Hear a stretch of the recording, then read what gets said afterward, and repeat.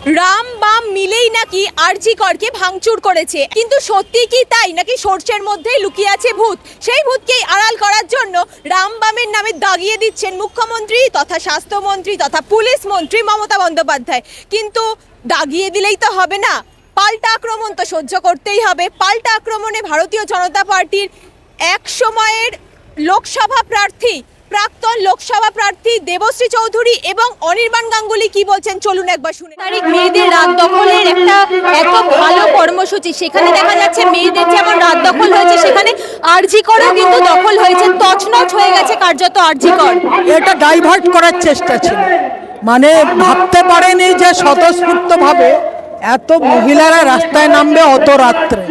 যখন এটা সাকসেসফুল হয়েছে এর গায়ে একটা কালি লাগানোর চেষ্টা হয়েছে। ওই ওনারই পোষ্যপুত্র শান্তি বাহিনী, ওরাই ঢুকেছে, ওরাই করেছে। কাজে এই নাটকগুলো লোকে এখন বুঝে গেছে। আমি যাদের যাদের সঙ্গে কথা বলেছি, সাধারণ হাউস ওয়াইফ, তারা বলছে লোকে এগুলো বিশ্বাস করছে না, লোকে এগুলো জেনে গেছে। কিন্তু বিক্ষোভকারীরা বলছে তারা নাকি আবেগে ভাঙচুর করতে গেছে। কেউ কিচ্ছু করেনি, মিথ্যে কথা। তাদের সবার ছবি আছে সময় প্রকাশ।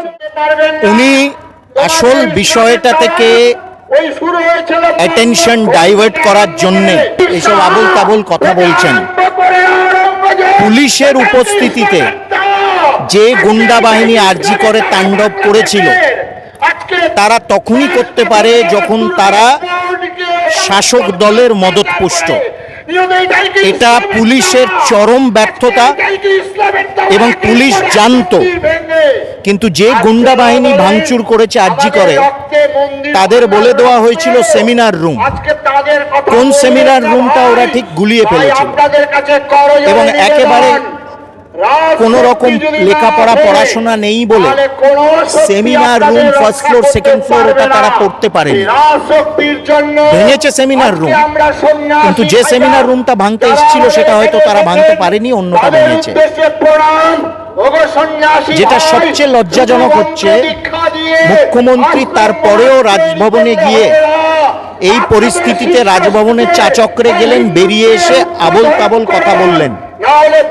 কিন্তু এটা পরিষ্কার এবং বিনীত গোয়েল ব্যর্থতম সিপি। ভারতের স্বাধীনতার পর কলকাতার পুলিশের ইতিহাস যদি আমরা দেখি, আমি বলতে বাধ্য হচ্ছি যে ব্যর্থতম সিপি হচ্ছে বিনীত গোয়েল। কাণ্ড হচ্ছে এবং কালকে দেখা যাচ্ছে বিজেপির যে ধর্ণা মঞ্চ থেকে সেখানে তাদের টেনে হিচড়ে নিয়ে যাওয়া হয়েছে সুকান্ত মজুমদার থেকে রুদ্রনীল ঘোষকে। গতকাল ভারতীয় জনতা পার্টির সারাদিন ধরে বিক্ষোভ প্রদর্শন অবস্থান কার্যক্রম ছিল। সন্ধ্যাবেলাতে এক্সাইড মোড়ে মহিলা শক্তি বা মহিলা মোর্চার পক্ষ থেকে আমাদের সর্বভারতীয় মহিলা মোর্চার সভানেত্রী শ্রীমতী ভান্তি শ্রীমানসেনজি উনিও ছিলেন, সেখানে আমিও ছিলাম।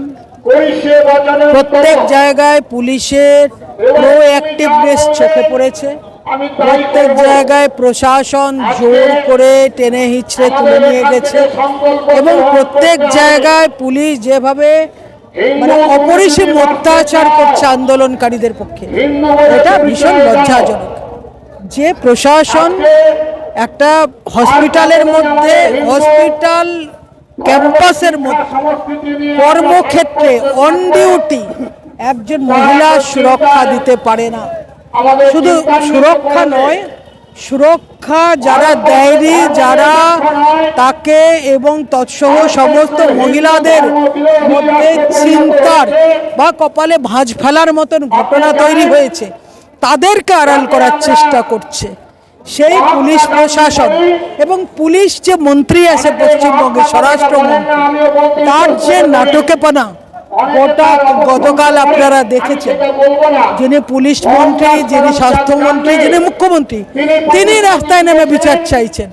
যে নাটকেপনা চলেছে, পশ্চিমবঙ্গের মানুষকে সোজাসুজি এনারা উল্লুক, গর্ধব, মূর্খ এগুলো ভেবে নিয়ে এই গুন্ডা বাহিনী, চারপাশের গুন্ডা বাহিনী, সংগঠিত গুন্ডা বাহিনী, লুম্পেন বাহিনী, শাসক দলের মদতপুষ্ট এরা। এবং এখনো কলকাতা পুলিশ ভালো করে জানে কিংপিন কারা, কারা নেতৃত্ব দিয়েছে, কোথায় তারা থাকে। কেন কলকাতা পুলিশ দরকার হলে তাদেরকে দিয়ে অনেক কাজ করায়, কিন্তু এখনো তাদেরকে অ্যারেস্ট করছে না। এবং তাদের নাকের ডগায় এই ধরনের ভাঙচুর করেছিল কেন? কেননা ডাক্তারদের, প্রতিবাদকারীদের সবাইয়ের মনে একটা ভয় ঢোকানো যে প্রতিবাদ করলে আমরা এই ধরনের ব্যবহার করব। একেবারে নিষ্কৃতিতম ব্যবহার, জঘন্যতম ব্যবহার। সিভিলাইজ সোসাইটিতে এই ব্যবহার হয় না। পুলিশ আবার জার্নালিস্টদেরকে, অন্যান্য নাগরিকদেরকে নোটিশ পাঠাচ্ছে, ক্যালকাটা পুলিশ নোটিশের পর নোটিশ পাঠাচ্ছে। এই সক্রিয়তা তারা যদি আরজিকর ঘটনা যেদিন ঘটলো তার আগে দেখাতো, তাহলে সেদিনকে সেই ঘটনাই ঘটতে পারতো না। Am I to believe that সিপির কাছে, কলকাতা পুলিশের কাছে কোনো ইনফরমেশন ছিল না? তার মানে তাদের ইন্টেলিজেন্স ফেলিয়ার। বিনীত গোয়েল মাস্ট রিজাইন। মমতা বন্দ্যোপাধ্যায় তো রিজাইন করাই উচিত। বিনীত গোয়েলকে অবিলম্বে পদত্যাগ করা। এই যে সন্দীপ ঘোষকে সিবিআই রাস্তা থেকে কার্যত দেখা যাচ্ছে তুলে নিয়ে গেছে, তিনি হাজিরা দিতে যেতে পারেননি বলে রাস্তা থেকে তুলে নিয়ে গেছে। তিনি কিন্তু পুলিশ প্রোটেকশন চাইছেন। হঠাৎ এমন কি হলো যে সন্দীপ ঘোষ পুলিশ প্রোটেকশন চাইছেন? না, সেটা তিনি কোর্টকে বোঝাক, পশ্চিমবঙ্গের মানুষকে বোঝাক। ওনার কার ভয়? উনি তো শাসক দলের সম্পূর্ণ মদতপুষ্ট। শাসক দলের সর্বোচ্চ নেতৃত্বের সংরক্ষণ রয়েছে, সুরক্ষা রয়েছে সন্দীপ ঘোষের। উনি তাহলে কোন পুলিশের সুরক্ষা চাইছেন? এবং সিবিআই তুলেছে, পুলিশের সুরক্ষা চেয়েছেন বলে সিবিআই তুলেছে। সিবিআই হাতে উনি খুব সুরক্ষিত থাকবেন, কিন্তু সত্যি কথা যেটা সেটা যাতে উনি বলুন। এবং এইখানে একটা কথা আমাদের সমগ্র পশ্চিমবঙ্গের মানুষকে ভাবা উচিত যে এই যে হাসপাতালগুলো, এই হাসপাতালগুলো দীর্ঘদিন ধরে কিন্তু কুচক্রীদের হাতে। এই হাসপাতালগুলো ইলিসিট ট্রাফিকিং, অবৈধ কারবার, কারাপশন, অ্যাডমিশনে কারাপশন, ওষুধে কারাপশন, অক্সিজেনে কারাপশন, বেডে কারাপশন, অ্যাপয়েন্টমেন্টসে কারাপশন, বিভিন্ন। আরজিকর একটা হচ্ছে ঘাঁটি, একেবারে অবৈধ কারবারের ঘাঁটি আরজিকর। সেটা আজকে হঠাৎ করে ফুটে উঠছে এবং আরজিকরে বিভিন্ন অনিয়ম বেনিয়ম বহু বছর ধরে হচ্ছে। কিন্তু যিনি বলেছিলেন আমরা পরিবর্তন, আসল আমরা পরিবর্তন করতে এসেছি, যে পরিবর্তন হয়নি আরজিকরে, কোঅপশন হয়েছে। আরজিকরে যারা বাম আমলে করতেন নষ্টামি, তারা আজকে তৃণমূলের আমলে করছে।